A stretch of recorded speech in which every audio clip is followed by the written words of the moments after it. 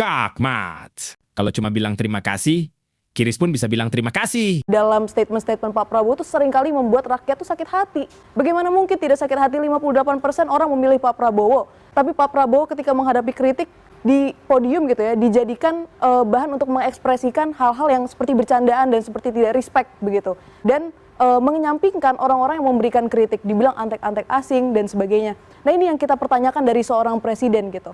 Nah terutama kita juga melihat bagaimana Pak Prabowo ini pada poin yang berikutnya ya, bahwa dikatakan tadi juga sudah dikatakan bahwa oh Pak Prabowo ini terbuka terhadap kritik dan sebagainya. Tapi ketika kita aksi, ada TNI yang turut untuk mengawal gitu ya demonstrasi kita, dan perlu dicatat bahwa ini adalah sesuatu alarm gitu ya bagi bangsa kita, bahwa turunnya TNI untuk menghadapi demonstrasi ini pertama kali terjadi pasca reformasi dan terjadinya ketika Pak Prabowo menjadi presiden.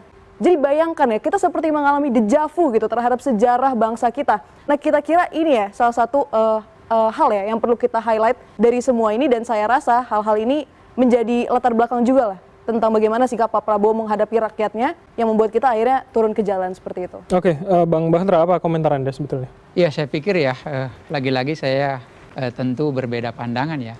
Pak Prabowo juga sering menyampaikan ya, bahwa berterima kasih kepada seluruh elemen anak bangsa yang tentu merasa bahwa ini adalah negara kita bersama, maka berpartisipasi itu banyak modelnya. Ada mungkin yang bergabung, ada juga mungkin yang di luar, yang seperti Bang Ferry itu silakan aja. Dan Pak Prabowo menegaskan pada saat berpidato ke DPR bahwa beliau juga berterima kasih kepada oposisi yang senantiasa terus memberikan masukan, kritikan.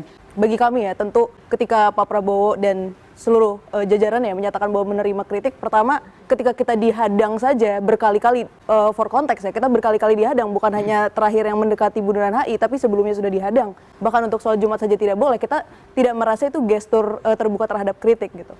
Dan yang kedua yang ingin saya katakan adalah presiden itu tidak dipilih oleh rakyat dengan ekspektasi bahwa beliau tuh akan terima kasih saja ketika dikritik gitu. Apa sih yang rakyat inginkan? Rakyat tuh inginnya ketika ada sesuatu hal yang disampaikan oleh mereka, ada hal yang Pak, Anda mungkin salah Pak, kita tidak ingin seperti ini. Dijawab dong oleh presiden gitu.